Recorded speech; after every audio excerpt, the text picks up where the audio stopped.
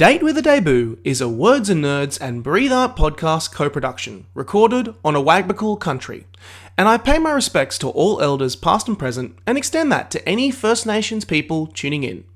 Always was, always will be, Aboriginal land. On with the show. I think as a writer, sometimes you don't quite know what you're writing until you're finished with it. When I initially had the idea for Nightbirds, I certainly wasn't thinking to myself, I want to write a book about everything that's wrong with patriarchy and how we should dismantle it and build something better.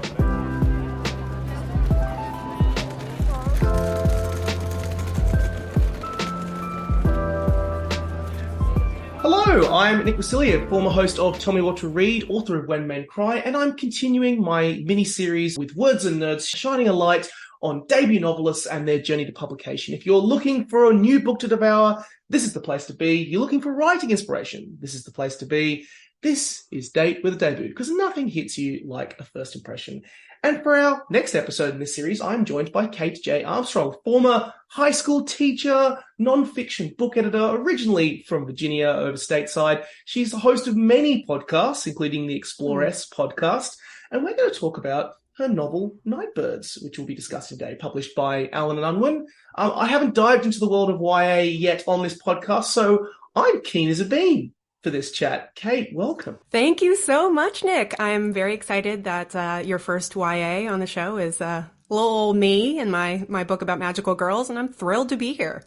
You're very, very welcome. And I will also just start saying, I know that for podcast purposes, it's only audio, but this cover's beautiful, by the way. Isn't it? It is so gorgeous. I have so Thank many you. questions, so many amazing YA books out there, and I love it. And it's one of those cases where if you go judge a book by its cover, this is a great first impression. In typical date fashion, I've touched on it a little bit in our intro, but start off by telling us a little bit about yourself and how you came on this writing journey that became Nightbirds. Okay, well, I grew up in the US of A outside of Washington, D.C. I grew up mostly in Virginia, and I was always a voracious reader and writer. I wrote mostly short stories and poetry, and I've always thought of myself as an author. I always nursed a secret dream to be a novelist, but I think I got to high school and I was reading so many wonderful books. I had some really great teachers who gave me amazing books to read, and I started to get a little self-conscious and to worry about what if I try to write a novel and I'm not actually very good at it?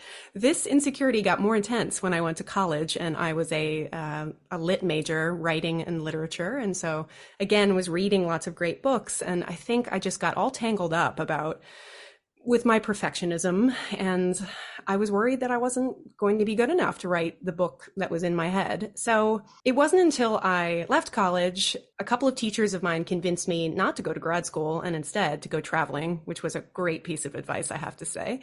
I grabbed a backpack and I traveled solo across Europe, which, to Australians who are listening, it's like, yeah, most of us have done that. Whereas for me, Americans don't do it as much. And it felt like this massive leap into the unknown. But I had an amazing trip and I ended up in Australia. So I did go to grad school in the end, but it was in Australia. And that was the time at which I finally said, I think it's time to sit down and just give this a try. I was 24, 25, and I just wanted to see if I could do it. Could I actually write a novel beginning to end? So I did. And it will not surprise you to know, it was YA. It had magic in it, had witches in it, had mysteries and betrayals. And I just had a blast writing it. And as soon as I finished it, I was very proud of it, but I knew it was very much my training wheels novel. It taught me how to write a book, and I learned a lot. And I did figure out that I indeed loved writing novels, but it wasn't going to be the one to get me published. So over the next decade, I had lots of jobs. I graduated grad school and my master's degree was in journalism. I ended up an editor, a nonfiction editor. I've done work for Australian publishers and for National Geographic, always in nonfiction, because I didn't want to work all day on fiction and then be trying to write my own fiction at night. I thought that might burn me out. So I worked on amazing books about everything from climbing Mount Everest to, making confetti earrings for yourself. It's a very broad range. I'm filled with factoids for any dinner party, always at the ready.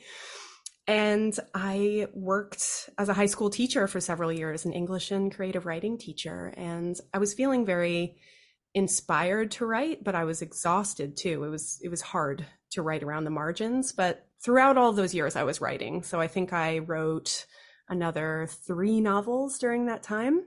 Wow. And I could feel myself getting better. I could feel myself developing and really finding my voice on the page. And I don't think I started looking for an agent and turning my mind seriously towards publication until probably novel 3. Nightbirds is novel number 5. So it was not a quick trip to the bookshelf, but I'm glad too that I didn't get published with my first or even my second or third novels, because Nightbirds is really a story that it took me a long time to figure out how to tell. It was my first secondary world fantasy. All of my novels before that had been very much set in our world, but with a magical twist. And with this one, I went in a different direction, and it just felt so right. It was a challenge. Every book is a challenge to write in its own special way. But there was something about Nightbirds that it just felt like the one. It felt like I'd really hit my stride.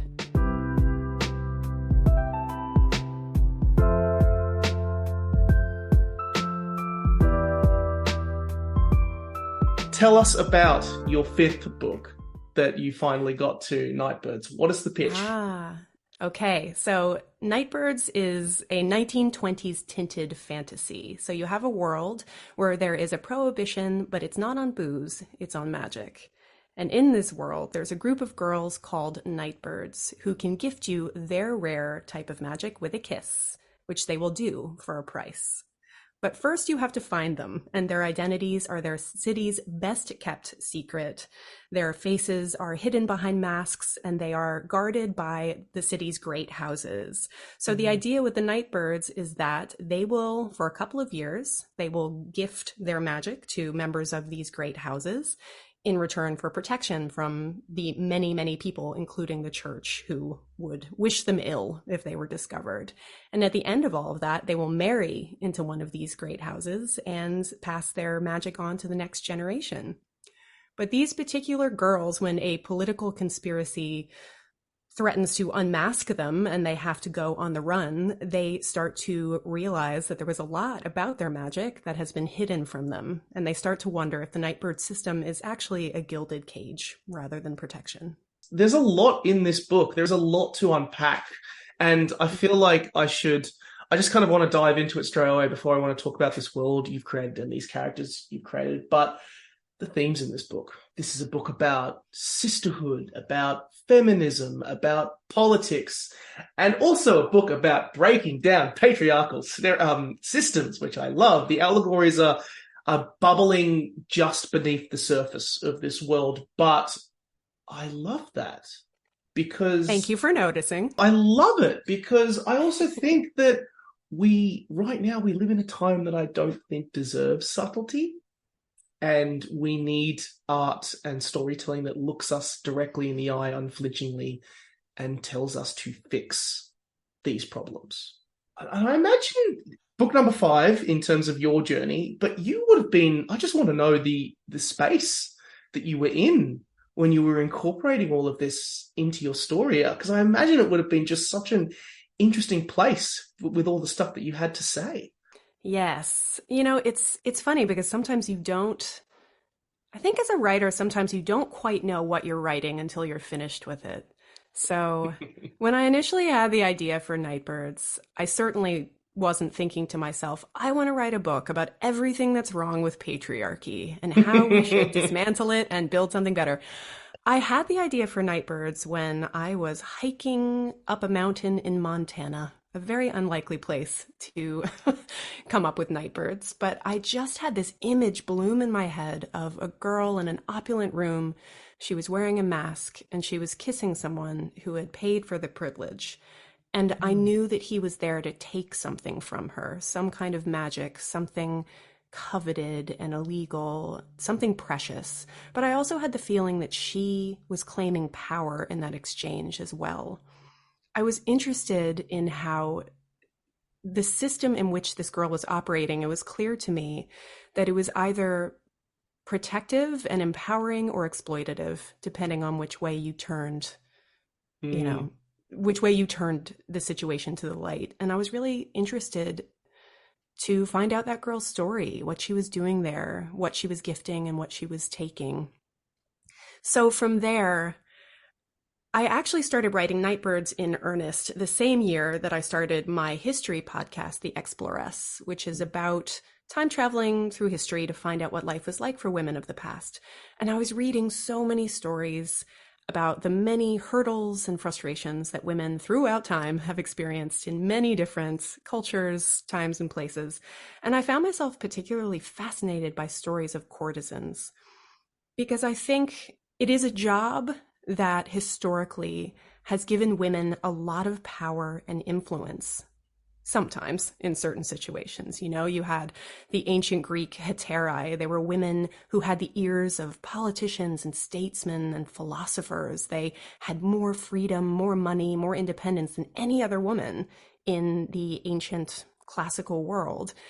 And yet it's also a job and an occupation with a lot of dangers, where people can be easily exploited and aren't always protected, right? So, and they're seen very much for what they can give to others rather than what they can do for themselves. And all of that was swirling around in my mind as I was writing this story about magical girls.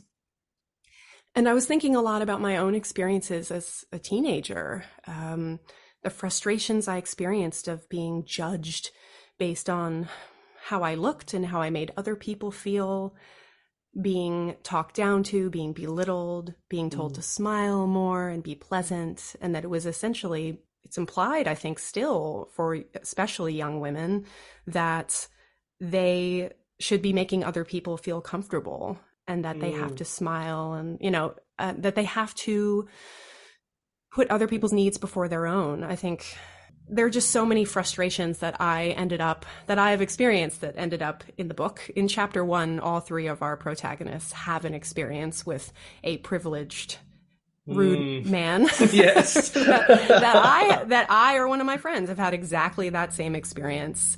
And so as I was writing the book, all of that was swirling around in my mind. I knew I wanted a story that expressed those frustrations, but also a story about young women finding their own way in the world, pushing back against other people's expectations and their needs, and starting to ask, what if I stopped giving my power away to other people and instead we started keeping it for ourselves? What could we do then?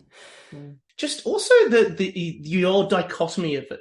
The Nightbirds are people with incredible power, but by extension, the world almost is an objectification, treats them as an object. It's an objectification that it gives you you can feel that rage that these characters experience. We'll try and keep it as spoiler-free as possible, because short answer, I want our listeners to go and read the book.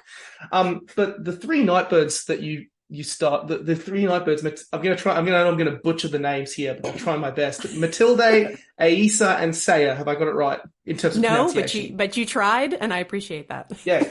That was in my head when I was reading it. They're such fascinating characters. And it feels like this going into this ball, they're enjoying this last moment of freedom before they fall into this objectification trap, bargaining chips in the world of powerful men.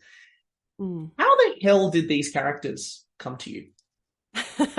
That's a good question. Well, Mathilde came first. She is our privileged, gilded, spoiled, rich girl.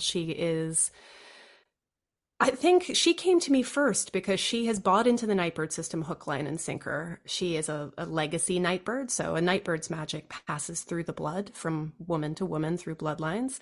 Her grandmother was a Nightbird, and she has been for a couple of seasons already. And she is someone who thinks the Nightbird system works. It keeps the girls protected, they're cherished, they're treasured. Mathilde finds a thrill in giving her magic to other people and to see the kinds of things they can do with it. She doesn't see anything wrong with the system. It works for everyone, supposedly.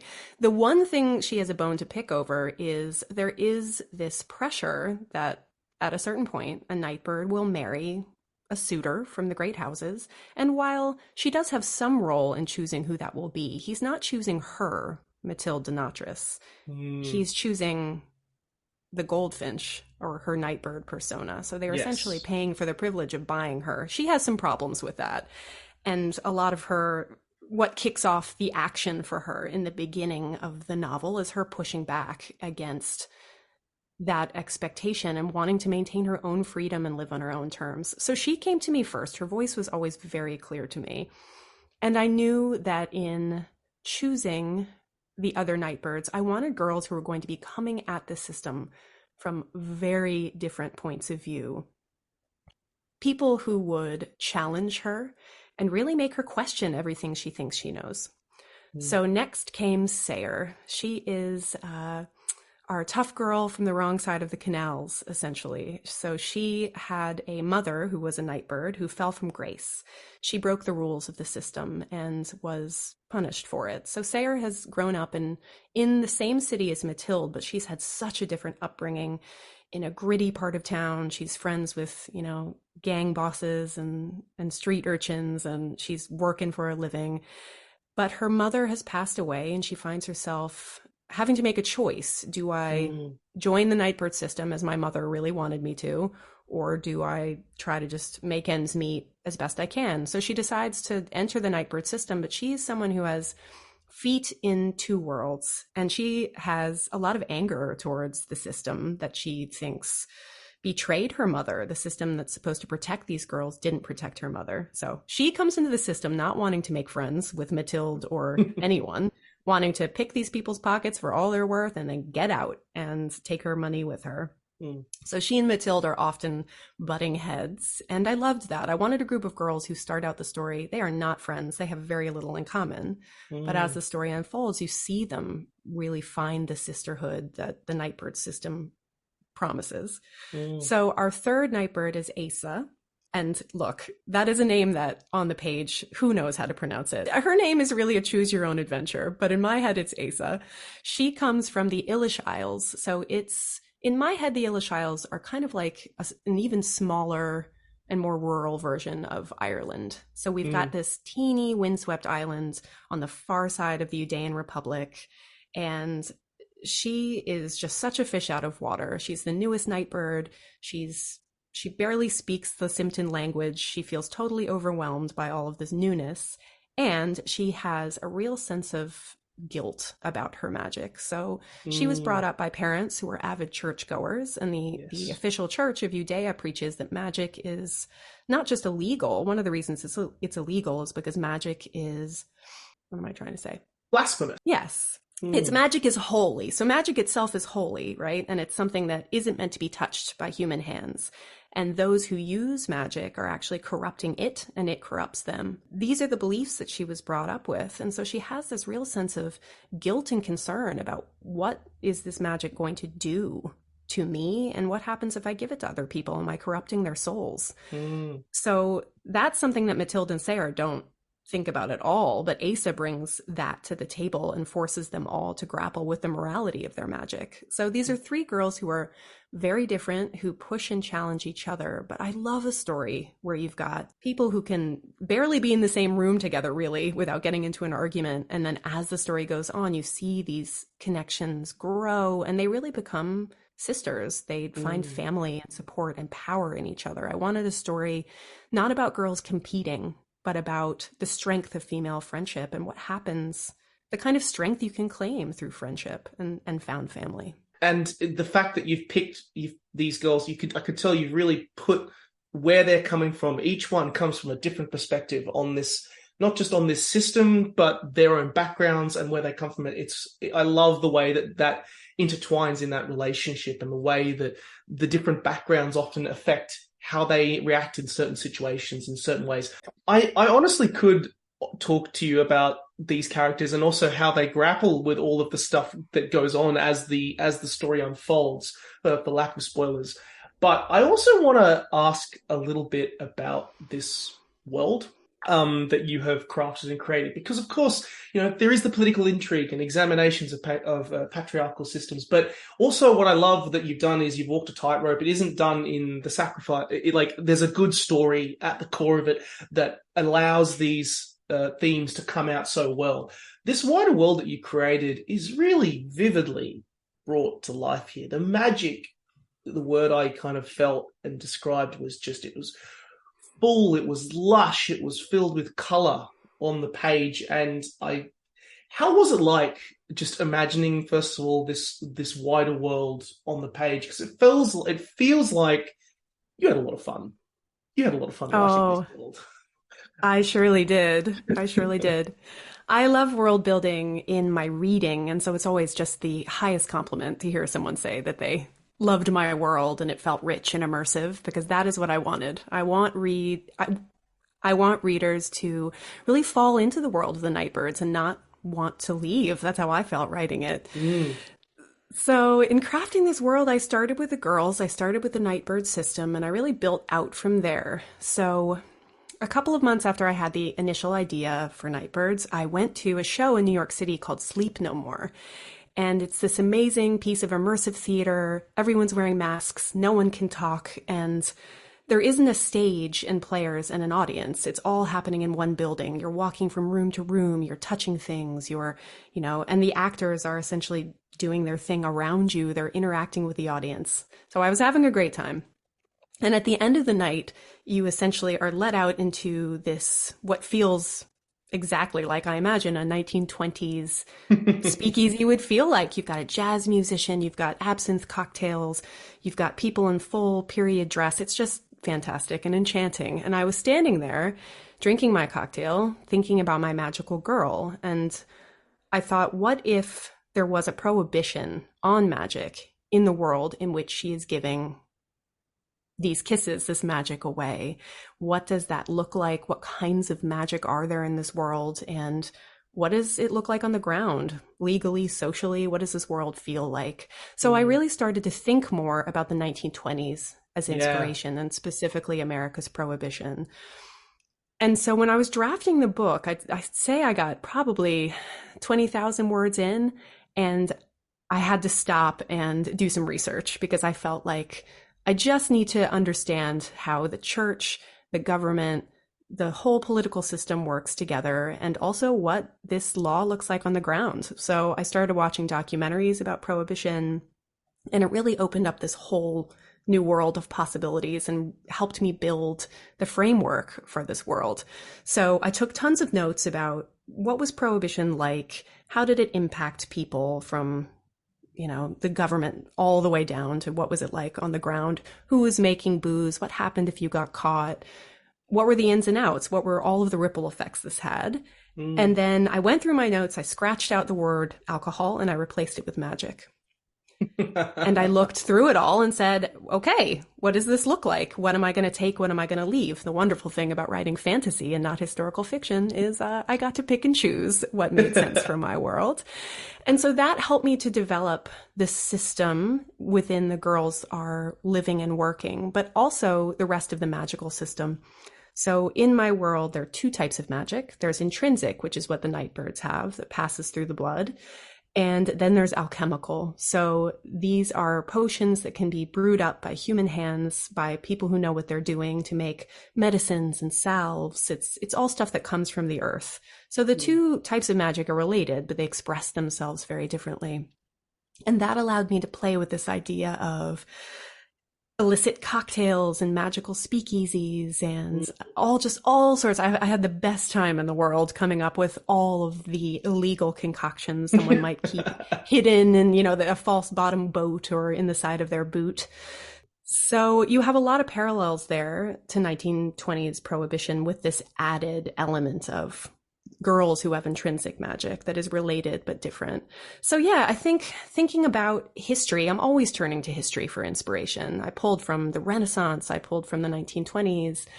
For the political system, I pulled a little bit from ancient Rome and the Republic system. I knew I didn't want a traditional, there's a queen monarchy system. I wanted something a little bit more nuanced than that.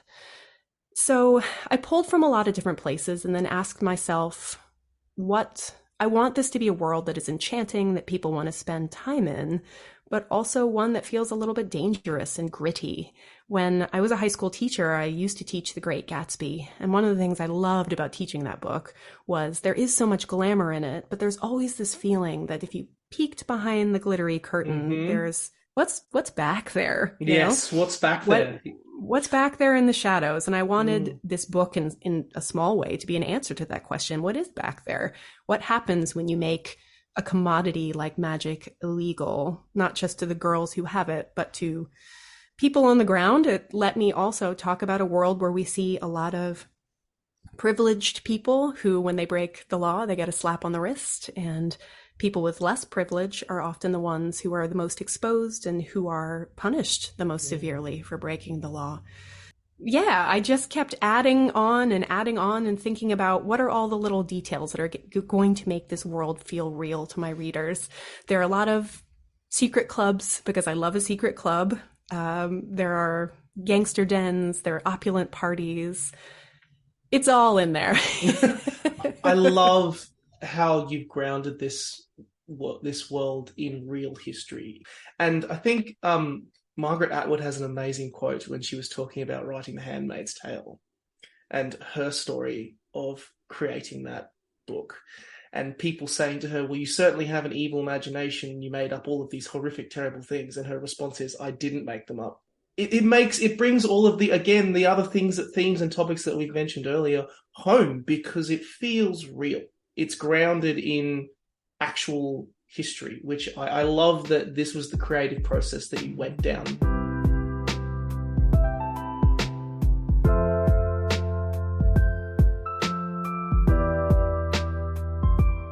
I want to ask you a little bit about your actual journey to publication because a little bit more. I want to delve into that a bit more because you had 5 books. You wrote you kind of went through that process, and this was the book that you finally realized, okay, this is the one that I'm going to try and take. What happened then? Where did you go? How did it end up on the table in the hands of Alan and Unwin?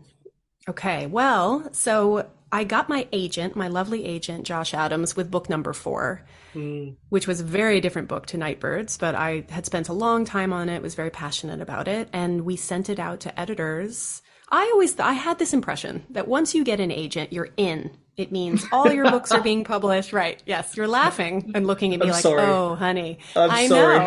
Know. So yes, I thought, okay, I'm in the door. This book is getting published. Someone will publish it. I'm there. I'm ready. I'm ready to be famous. Got my sunglasses on. It did not sell. And I was devastated. And I thought, okay, so I have an agent, I'm in the door, but it doesn't mean that everything I write is going to end up in readers' hands. And that was a lesson that I had to learn, and I'm glad I learned it. Luckily, I was already working on Nightbirds, and when we sent out book number 4, we'd sent the first couple of chapters of Nightbirds to editors, and we got a lot of really great feedback from them saying, this particular book isn't for me, but that Nightbirds, when you're done with that, send me that because that looks great. And it seemed to, even though it was only a couple of chapters, there was something about the book that seemed to be striking a chord. So that gave me the confidence to keep going and to get it ready to send out. So when we sent it out, I think that was at the beginning of 2021, my agent started sending it to editors. And it took a couple of weeks. We'd gotten, as you do, often it's the no's that come in the most swiftly, right? So we'd gotten a couple of no's, but I was feeling quietly confident. I just really felt like this is the one. It's happening. It's going to happen.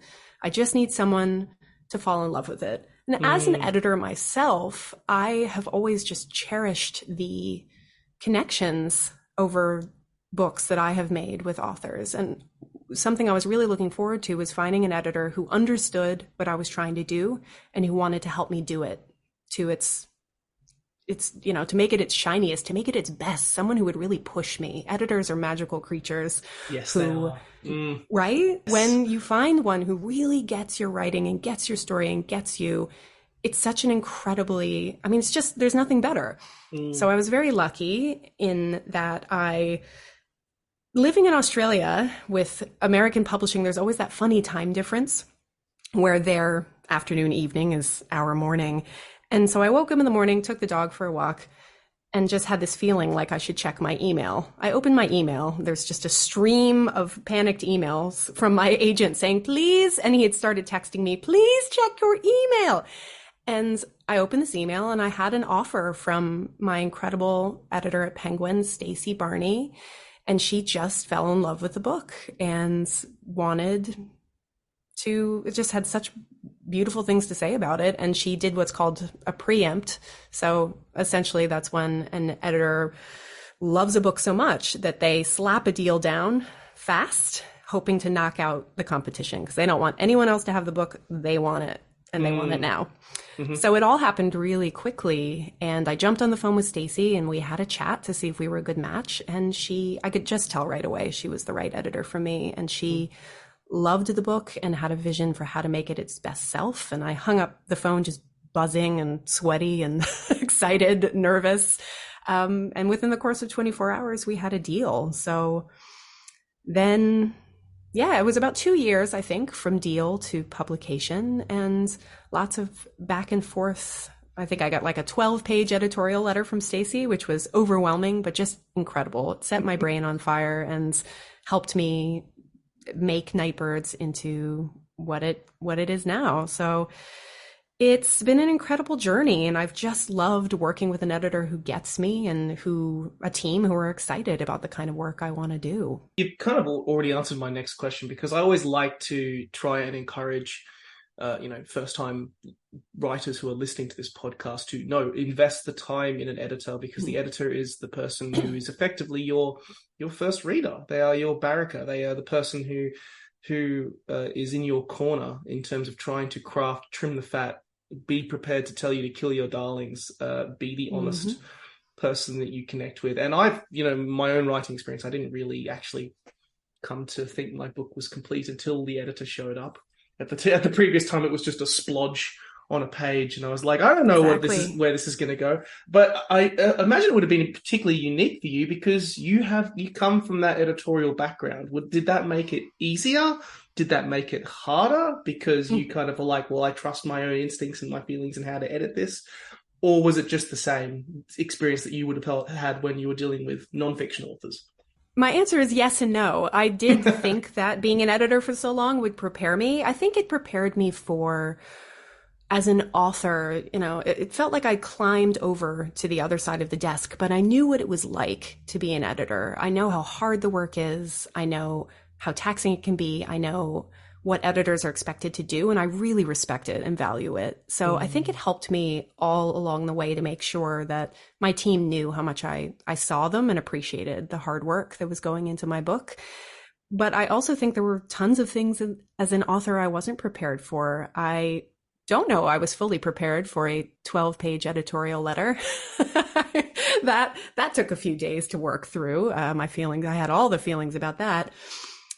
But I think because I value editorial critique and feedback so much, and I knew that everything she was doing was to make the book a better book and to be a champion for my work. I think that's what you always have to remember about editors, is that they are there. They are invested, and they want your book to be great, and they want you to love it. They want the world to love it. So yeah, I don't know that I was as prepared for how personal it would feel. Right. Yep. When it's your book, it just, everything feels so much more personal. Everything from praise to critique feels like it's not just about the book, but it's about you. So yeah, I also think I will say, because it did take me 5 books to get published. It took me over a decade of seriously pursuing publication to get there.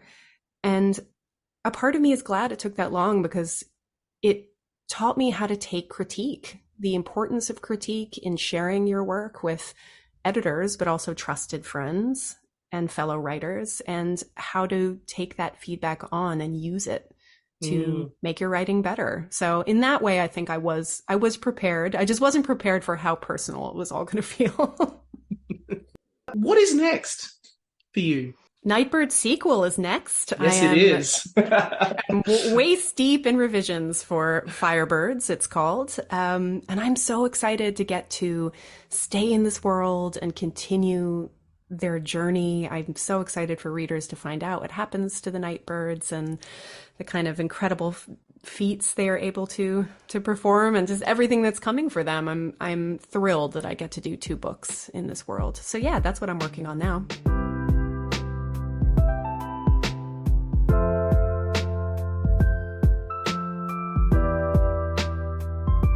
We're now at the part of the podcast, the date, where we go to a rapid fire questions. You, yes. So I'm going to throw questions at you. Give me the first responses that come to your head. No pressure. Okay.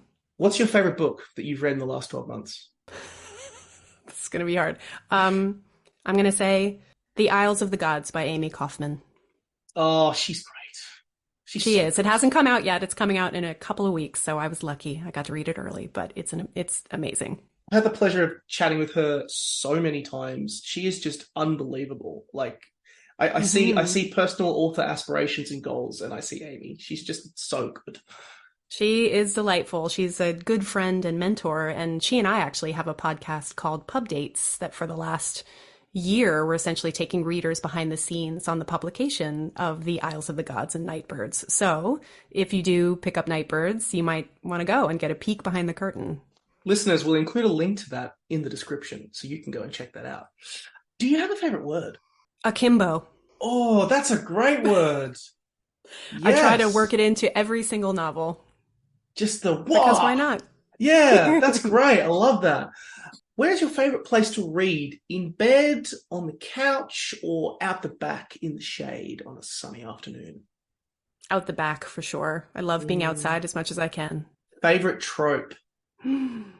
Only one bed. Only... A very specific romance trope. Yes. Only one bed. Do you have a favorite beverage that you like to read with?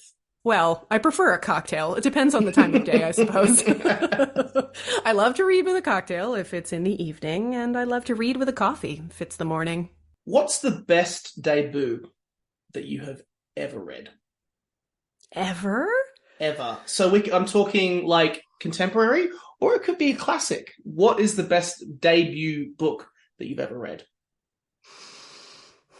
I'm going to say Captive Prince by C.S. Pacat. So good. I've read the series twice. I will read it many more times. She is, I mean, the fact that that was her first novel absolutely blows me away. She is a master. And then lastly, you hop into a lift and your absolute hero is in there. Who is it? This is a difficult question. My mind immediately goes to someone historical who's not actually alive now. Oh, you can say that. You can have them in there. Anyone. Could be fictional if you wanted. Oh, wow. This is just a world of possibilities. Okay, the first one that came to mind, so that's what I'm going to go with, is Cleopatra. Love it. You've got time for one question. What is it to ask her? If you woke up tomorrow and you had a tail, what kind of tail would it be? That's a great question. It's my favorite icebreaker question. What kind of tail would you have, Nick? I don't know. That's a great one. Like, I do like a nice lion's tail.